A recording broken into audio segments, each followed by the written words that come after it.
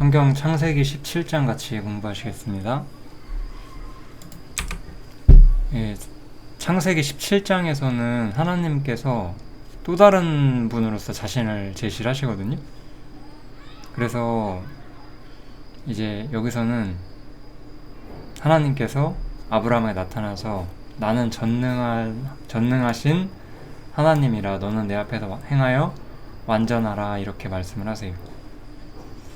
이 이야기를 시간이 나면 한번 해보겠습니다. 이 이야기를 제가 특별히 내용에 담진 않았는데요. 그냥 이거는 좀 오해하는 사람들이 있기 때문에 그 부분만 시간이 된다면 얘기를 해볼게요. 일단은 넘어가겠습니다. 창세기 17장에 올 때까지 우리는 아브라함이 하나님을 만나고 하나님의 뜻을 배우고 이런 과정들을 쭉 함께 봤거든요. 그래서 처음에 하나님께서는 아브라함을 불러서 내가 내게 지시할 땅으로 가라 이렇게 말하죠. 이게 이제 우리가 좀 얘기를 하자면 이게 부르심이죠. 부르심. 우리 신앙에서 하나님께서 우리를 부르신다는 측면이 있어요. 이 좀 교리적으로 이야기를 해보자면 이 부르심은 언제 있는 것이냐, 사람이 거듭난 후에 있는 거예요. 그러니까 아브라함은 창세기 12장 시점에서는 이미 거듭나 있다고 보는 게 아마 좋을 거예요. 우리가 그런 거를 구분하기는 어렵지만 거듭나지 않은 사람은 하나님이 부르시지 않거든요. 거듭났기 때문에 하나님께서 이러한 나의 뜻과 목적이 있는 것으로 그를 부르시는 거고, 이 부르심이라는 것은 사실 우리가 이해하는 단어로 가장 중요한 것은 구별됨이죠. 세상에서 나와서 하나님이 뜻하시는 곳에서 구별되어 있어라, 그런 의미가 가장 강합니다.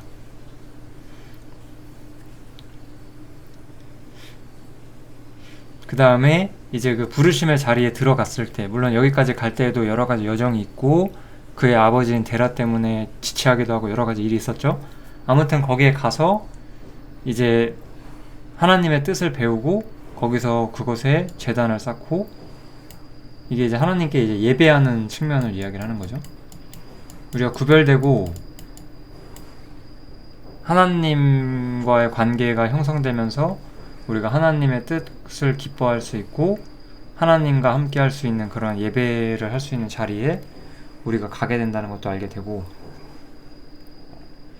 그 다음에 이제 롯과 이제 그 아브라함이 따로 떨어진 후에 롯이 이제 세상의 어떤 시시비비에 휘말려서 좀 문제가 빠졌을 때 아브라함이 롯을 구하죠. 그때 이제 아브라함은 하나님을 천지의 주제라고 말씀을 하세요. 온 세상의 주인이라고 말씀을 하시는 거죠. 그래서 하나님께서 세상의 주인이시고 세상 모든 것에 어떤 근원이 되시는 분이라는 것을 인정을 해요.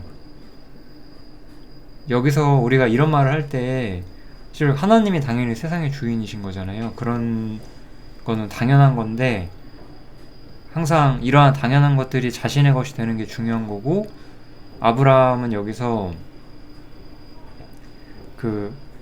사실 전쟁에서 이기게 하시는 분이 하나님이라는 걸 안 거잖아요. 그러니까 열방, 이스라엘이 아닌 다른 민족들의 모든 흥망성쇠를 하나님께서 쥐고 있다, 그것을 이해했다라고 생각하시면 될 것 같아요. 사실 하나님께서는 성경에 나와 있는 국가들 뿐만 아니라 당연히 성경에 나오지 않은 국가들, 우리나라도 마찬가지겠죠. 모든 국가들의 흥망성쇠 이런 것들을 전부 개입하고 계시다고 우리가 봐야 될 거예요. 우리가 지금 나름대로 치안이 안정되는 국가에서 살고 있는 것도 하나님의 뜻이고, 또 어떠한 그리스도인들은, 우리 한국인이 아닌 어떠한 그리스도인들은 어디에서 또 다른 환경에서 하나님을 예배하고 있을 겁니다. 그렇지만 그들에게 처한 상황, 우리에게 처한 상황, 이 모든 것들이 천지의 주제이신 하나님의 권위 안에 있다, 우리가 그 정도는 아마 생각하셔도 될 것 같아요. 그 다음에 이제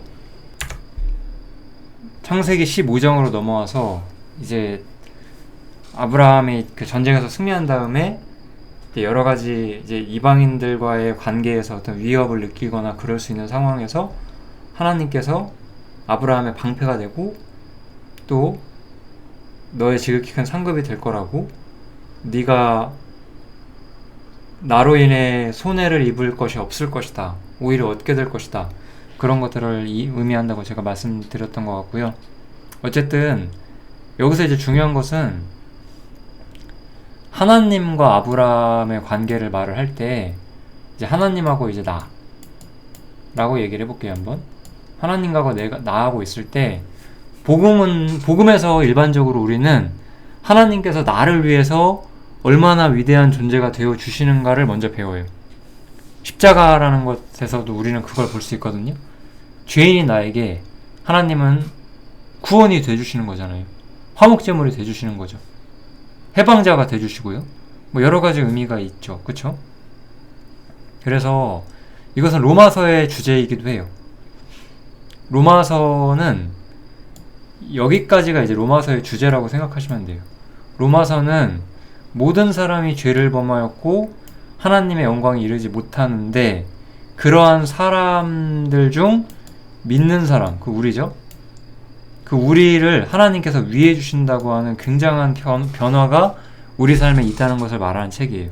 그래서 로마서는 사람의 상태를 중심으로 이야기를 하는 책이고, 사람이 죄인이고 하나님의 영광에 이르지 못한다라는 측면에서 하나님께서 우리를 위하신다라고 그 변화된 관점을 이야기하는 것, 그게 아마 로마서의 주제가 될 겁니다.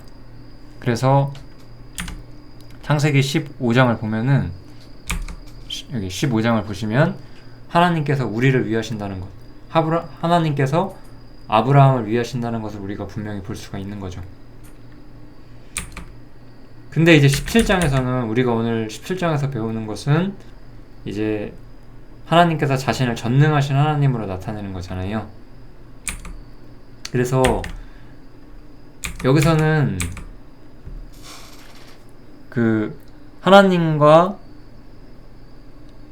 아브라함의 관계에서 하나님께서 아브라함을 위해서 어떤 존재가 되어 주시느냐, 이런 측면도 있긴 하지만 이제 더 큰 이야기가 나오기 시작을 해요. 이제 하나님의 계획이 나타난다고 하는 건데, 여기서 이제 계획은 두 가지라고 볼 수가 있거든요. 두 가지. 하나는, 이것도 아브라함이 아니라 나라고 한번 생각을 해볼게요. 나에 대한 계획이 나타나는 거고요. 아브라함이 약속의 후손을 낳을 것이고, 이제 그로 인해서 복을 얻을 것, 이런 것. 이제 하나님과 아브라함, 우리 개인에 대한 하나님의 나타나심, 하나님 우리를 위하신다는 것, 이것이 있고, 또 하나는 이제 하나님의 통치에 대한, 하나님께서 세상을 통치하시고 운영하시는 데 대한 하나님의 계획이 게시가 돼요. 그래서 이제 하나님께서는 아브라함의 이름을 아브라함으로 바꾸죠. 저는 계속해서 아브라함이라고 그냥 얘기를 했어요. 편하게. 사례도 이제 사라로 이름이 바뀌죠. 여기서 이제 하나님께서는 아브라함으로 이름을 바꾸는 이유가 무엇이냐, 열국의 아비가 될 것이기 때문에 그렇다는 거죠. 그래서 열국의 아비라는 건 어떤 의미냐, 열왕이 네개로 쫓아나고 열국들이 네개로 쫓아 일어날 것이다 라고 말을 하죠. 그래서 여기서 의도하는 바는 이스라엘이 열방의 머리가 된다는 거예요. 이것은 사실 구약성경 전체의 주제인데, 이스라엘이 열방의 머리가 될 것, 이것이 이제 구약의 사실 전체적인 주제가 되는 거잖아요. 이거는 구약 전체에 나오는 이야기예요. 구약 성경의 주제가 무엇이냐라고 하면은 이스라엘의 열방의 머리가 될 것이다 라는 게 전체적인 주제가 되는 거예요. 물론 그 사이에 이제 교회가 들어오게 되는 것, 이런 걸 이야기하는 거거든요. 그러니까 구약 성경에서는 어떤 이야기를 하는 거냐면, 이렇게 십자가가 있다고 했을 때 창세기부터 말라기까지 이렇게 되는 거잖아요. 이스라엘 열방의 머리가 될 거란 이야기를 계속해요. 그런데 막상 예수님이 왔을 때 어떻게 됐죠? 막상 예수님이 왔을 때 이스라엘은 예수님을 십자가에 못 박았어요. 그러면 예수님을 십자가에 못 박은 이스라엘이 어떻게 열방의 머리가 될 수가 있겠어요? 그래서 이스라엘은 잠시간 심판을 받고 그때 뭐가 들어와요? 교회가 들어오는 거죠. 이거 하나님의 이제 우주적인 계획을 말하는 거예요. 그리고 이 교회에 대한 하나님의 계획이 끝나고 나면 미루어졌던 이스라엘이 열방의 머리가 되는 계획이 다시 실현이 되는 거. 이게 바로 신구약을 통틀어서 우리가 볼 수 있는 거거든요. 그래서 여기서는 나에 대한 계획이 아니라 하나님의 우주적인 통치계, 이게 전부 다 드러난다는 거예요. 나에 대한 이야기는 여기서 다 나왔잖아요. 로마서에서. 하나님이 우리를 위하시면 누가 우리를 대적하겠는가. 더 이상 우리는 할 말이 없어요. 하나님께서 나를 위하신다는 거를 우리가 알았으니까. 이제 여기서는 나를 포함한 전체 세계에 대한 하나님의 계획을 아브라함은 들을 수 있게 되었고 볼 수 있게 되었다는 거죠. 그래서 이제 다음에 보겠지만 소돔과 고모라가 심판받을 때에도 아브라함은 굉장히 태어남을 유지할 수 있었어요. 왜냐하면 심판이 있을 거를 이미 알았으니까. 우리도 마찬가지로 사실 주님이 지상에 재림하실 거 우리가 그걸 알고 있잖아요. 그걸 기다리고 있고, 그리고 그 심판의 의미를 알죠. 악을 소멸하고 하나님의 영원한 나라가 세워지기 위해서 하나님께서 자신의 뜻대로 세상을 개편하시는 거잖아요. 그게 이제 주님께서 재림하시는 이유기 때문에 우리는 또한 그 날을 아브라함처럼 태어나게 즐거워하면서 기다릴 수가 있어야 돼요. 그렇게 하시는 게 맞는 겁니다. 아무튼 첫 번째로 여기서 이제 이스라엘 열방의 머리가 될 거라는 메시지가 나오고, 그 이스라엘의 하나님이 되실 것이다 라는 이야기가 나오는 거죠. 그래서 계속 이어서 내가 너와 내 후손에게 너의 우거하는 이 땅 곧 가나안 일경으로 주어 영원한 기업이 되게 하고 나는 그들의 하나님이 될 것이다. 언제 돼요 이게? 이거 아직 성취되지 않았어요. 여러분들 이것도 이해하셔야 됩니다. 이건 아직 성취가 안 됐어요. 여기 보시면 우린 지금 여기 살고 있죠? 교회는 휴거가 될 건데, 교회가 휴거된 이후에 여기서 이제 성취가 될 거예요. 그러한 날을 우리가 또한 기다려 봐야 되겠죠. 그래서 하나님, 이게 이제 우리 개인에 대한 계획이 아니라 하나님이 세상을 어떻게 이끌어 가실 것인가에 대한 계획이 드러나고 있는 책이기 때문에 창세기 17장이 좀 색다른 국면에 접어들기 시작을 하는 거죠. 이제 제가 이야기하고 싶은 것은 사실 이 아브라함의 이야기라기보다는 그 이야기를 통해서 우리에게는 어떤 의미가 있느냐는 거예요. 교회도 마찬가지예요. 교회도 욕이 있었잖아요. 교회는 비밀이라고 바울 사도가 말을 해요. 왜냐면 교회에 대해서는 여기에 분명히 나와요. 다른 세대에서는 사람의 아들들에게 알게 하지 아니하셨다라고 말하죠. 그리고 여기 보면 내게 비밀을 알게 하신 것은 내가 이미 대강 기록함과 같으니 이것을 읽으면 그리스도의 비밀을 너희가 깨달을 것이다 라고 말을 하죠. 그래서 여기서 그리스도의 비밀이라는 것은 무엇이냐면 이스라엘의 메시아인 예수님이 왔는데 십자가에 못 박힌다는 거예요. 그리고 예수님께서 십자가에 못 박혔기 때문에 도리어 하나님, 그것은 이 죄와 사단의 머리를 깨는 엄청난 역전의 근원이 되었고, 그렇기 때문에 하나님께서는 예수님께 하늘을 선물로 주신다는 거예요. 원래 우리가 구약 성경에서 볼 수 있는 게 뭐냐면 이스라엘이 열방의 머리가 되고, 예수님이 아까 보시면 여기서 이스라엘의 하나님이 결국 예수님이신 거잖아요. 예수님이 이스라엘의 하나님이 되시는데, 그럼 예수님은 어떤 왕이 되는 거예요? 온 세상, 이 온 땅의 왕이 되시는 거죠. 그죠? 온 세상의 왕이 되시는 거예요.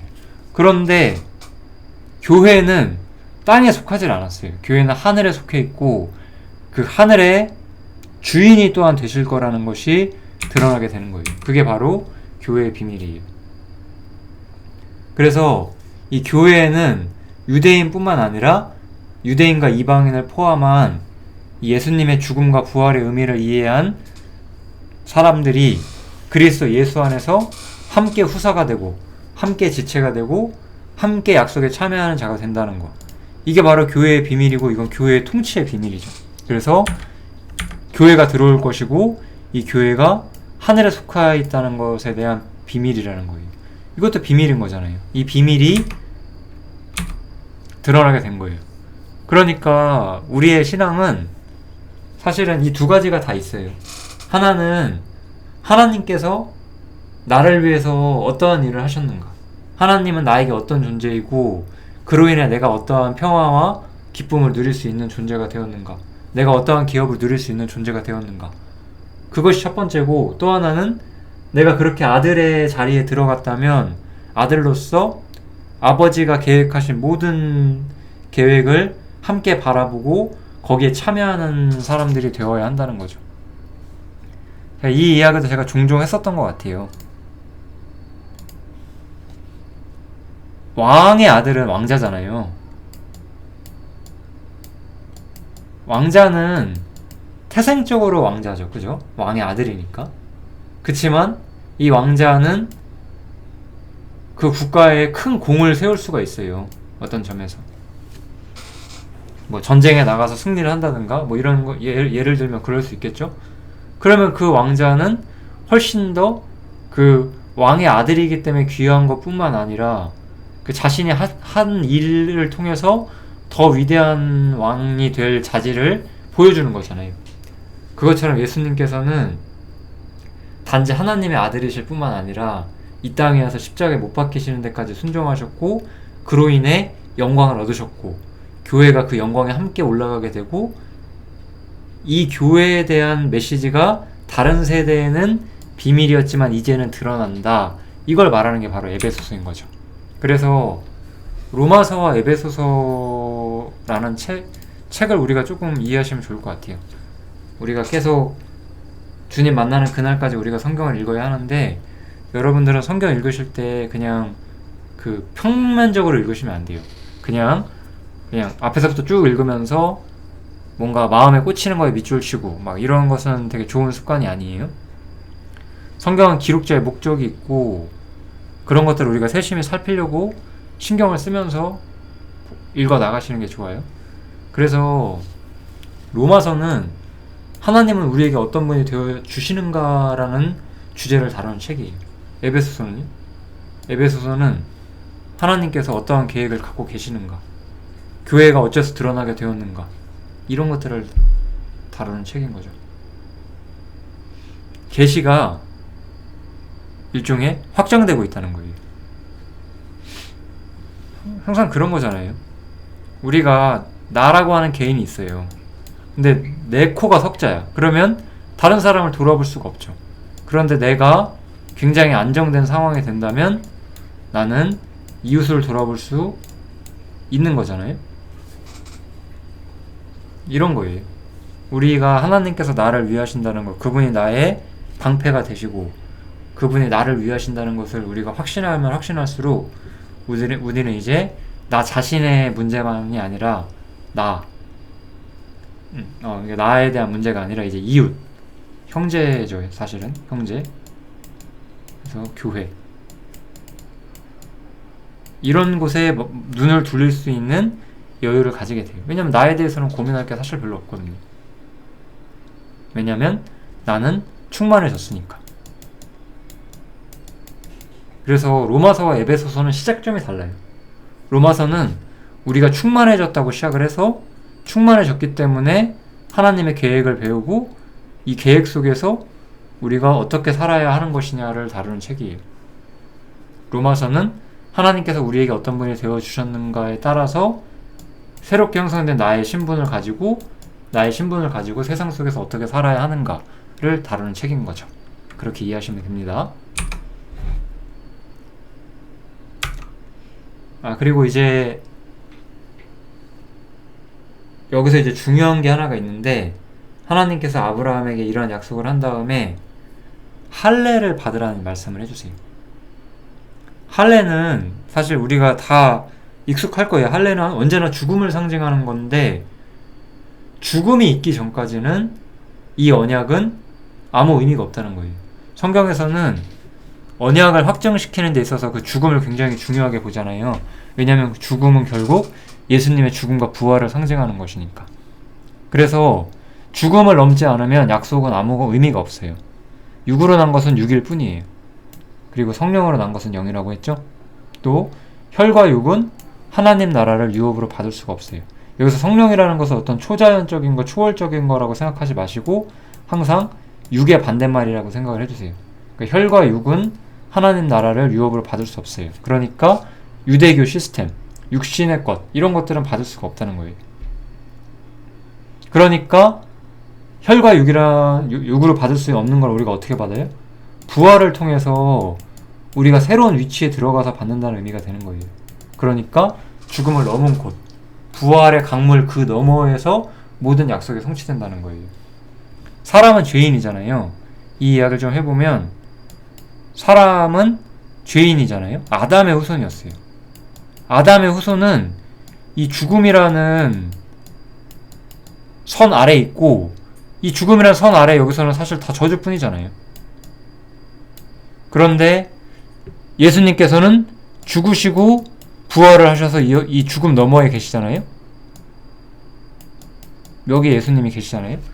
그래서 이 죽음 너머에 모든 약속이 성취된다는 거예요.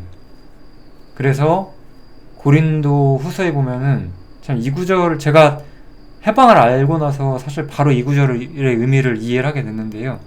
하나님의 약속은 얼마든지 그리스도 안에서 이해가 되더라고요. 왜냐하면 그리스도 예수 안에서만 이해가 되는 거예요. 부활 너머에서만. 부활 너머 새로운 피조물의 자리에서만 모든 약속이 성취가 돼요. 그래서 모든 약속은 죽음을 넘어서 우리에게 주어지게 되는 거예요. 그러니까 이 땅에서 우리는 아무것도 바랄 것이 없고 이 땅에서 우리는 어떠한 약속을 기대할 수가 없어요. 왜냐하면 우리는 예수님과 함께 죽었고 그와 함께 부활한 사람들이니까. 이런 이야기들이 바로 창세기 17장에서 하는 이야기입니다. 그래서 원래는 여기까지만 말씀을 드리려고 했는데 그냥 이야기를 하다 보니까 갑자기 생각이 나서 너는 내 앞에서 행하여 완전하라고 하죠. 여기서 행하여 완전하란 말은 뭔가 율법을 완벽하게 지켜라 이런 의미가 전혀 아니에요. 왜냐하면 여기서 우리는 율법이 아직 오기도 전이라는 걸 우리가 분명히 봐야 돼요.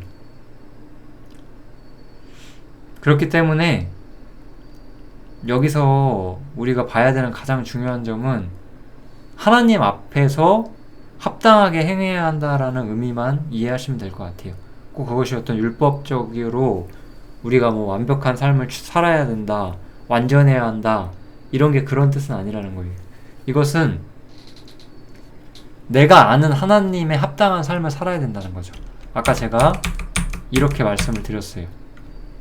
내가 주 안에서 충만해져 있고 그 충만한 상태로서 하나님의 계획을 받고 그 하나님의 계획을 봤으면 이제 세상에서 어떻게 살아야 한다는 걸 이해하게 되었죠.